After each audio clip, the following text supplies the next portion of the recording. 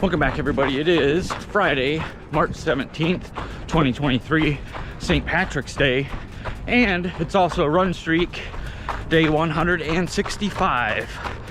And yeah, there's actually like a half marathon going on in town. I don't remember if it's today or this weekend, but I don't think they were thinking it was going to be in the 20s. The temperatures, I mean, for that half marathon. It's cold today.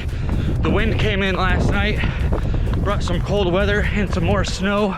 We got like an inch, maybe an inch and a half yesterday. Not too much. Looks like the wind blew most of it away, to be honest. It hasn't been warm enough to melt it, but it didn't really stick that well. But either way, nice morning for a run. Sunny, so not really gonna complain. It's Friday, of course, so the weekend's coming up. Looking forward to it.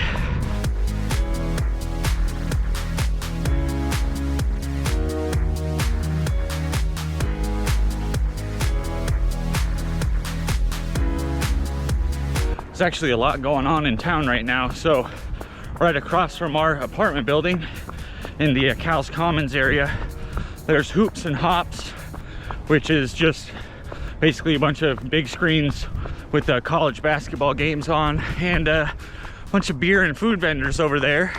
It's actually free. I thought about going and checking it out, but never did. It was too cold last night, to be honest. I might do it this weekend though, because it's still going today and tomorrow. And then across the other street, on the other side of the Commons, there's 1776, the musical, playing at the Civic Center. A lot of people going to see that. Then we got the race today, the St. Patrick's Day half marathon or whatever. And then also at the Wells Fargo Center, a couple blocks from our apartment building, there's like some first round action of the NCAA tournament with some decent teams, including Kansas. I think they were the #1 seed in this particular group. But yeah, just a lot going on, a lot of traffic, foot traffic, car traffic. So I'm not downtown right now. I'm heading away from downtown, out on the trails by the river, trying to avoid all those folks.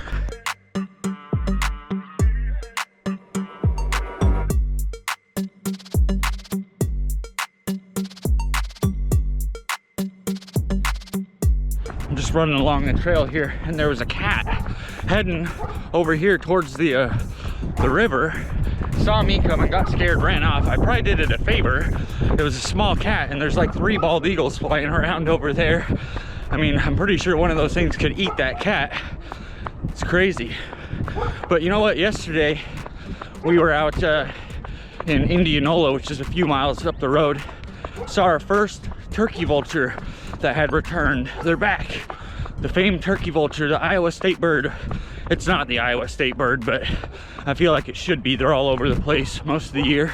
All right, so we're 3.3 miles into the run right now. Figured I would stop here because there's a little bit of a break in the wind with the little shelter here at the park, so I can talk about the film review. So I know I'm supposed to be doing the film review at home in the chair in the green screen studio, but I don't really have time to do that today.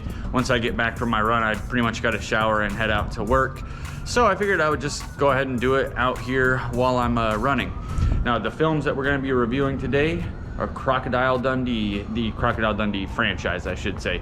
So 4 films total. Technically, there's only 3 Dundee films, and the 4th one's a little bit different. We'll get to that. Let's start with #1 though. I'm gonna go ahead and throw my rating out there. Crocodile Dundee #1, I'm gonna give 4 out of 5 stars. Very good movie. I'm just gonna give like a quick rundown of the plot of all 4 of these. I'm not gonna go into too much detail or give away too many spoilers, but in the first one, Dundee, he's living in the outback in Australia, and basically a reporter lady from, I think, New York goes over to write a story on him. They meet up in the outback there and become like friends and so forth. They go back to New York, and then she kind of like does more of the story on how he's coping with like living in New York. And yeah, I won't get into it too much more than that, but overall it's a great movie. Again, 4.5 out of 5 stars. On to #2, Crocodile Dundee #2, kind of the opposite of the first. So it starts in New York. Those guys are now together. Dundee and the girl are together at this point. They're living in New York.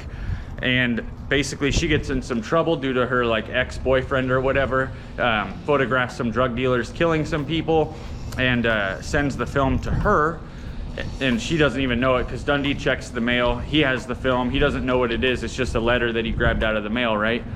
Anyway, the drug dealers want the film back, so they kidnap her. Dundee has to rescue her, ends up rescuing her, brings her back to Australia. The drug dealers follow them to Australia, and then that's where like the final like fight scene and stuff like that happens, and yeah, ends in Australia. Okay, rating for that one, number 2. I actually like number 2 better than number 1, to be honest. It's a little more like action-packed. Number 1 was kind of like slow in certain places, but number 2 is better. I'm gonna give it 4.5 out of 5 stars for Crocodile Dundee number 2. All right, on to number 3, Crocodile Dundee in Los Angeles. So basically he's still with the girl. They even have a son at this point in this movie, so Crocodile Dundee Jr. or whatever. She accepts a job in Los Angeles to like help out her father or something like that. So they go to live in Los Angeles temporarily.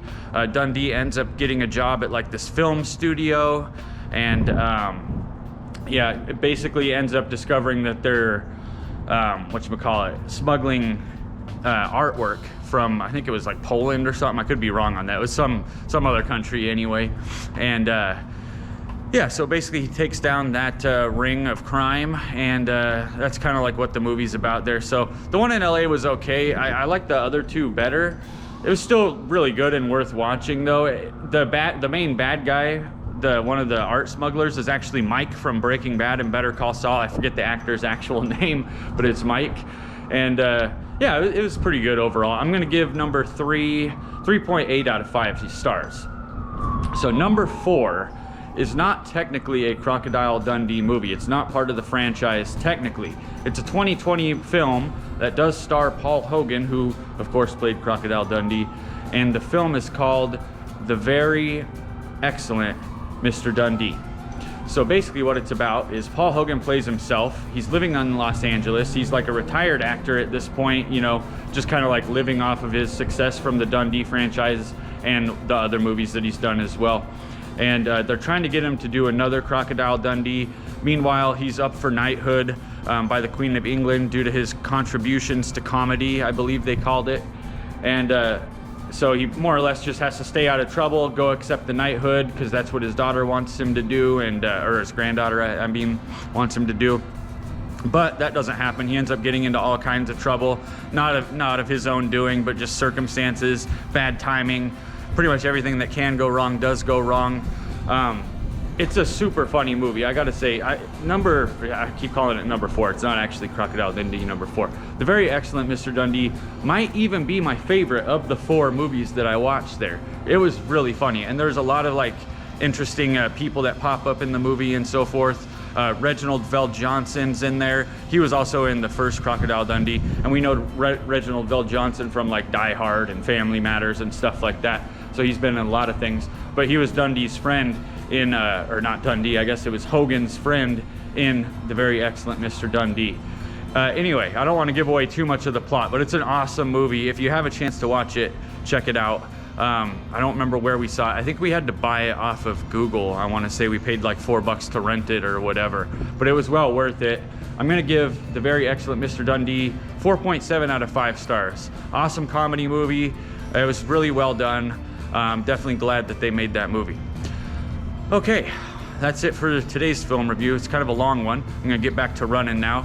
Next on the film review though, Willow. So we watched the movie. We're actually watching the series right now, and I'll have to cover them both on the next film review, probably here in just a few days after we finish the show. So stay tuned for that later on. All right, back to running. So the crazy thing is 2 days ago, it was over 60 degrees. It was like 62 degrees Fahrenheit. Then yesterday, all of a sudden it dropped down to like under 30 and was snowing like crazy yesterday. Today it's gonna be cold because of the wind, and tomorrow it's gonna be like, basically it's not gonna get above freezing for the next 2 days. It's gonna be in the 20s mostly. And then after that, it goes back up into 40, then 50, then back up over 60 again. So more of that roller coaster weather. Pretty awesome.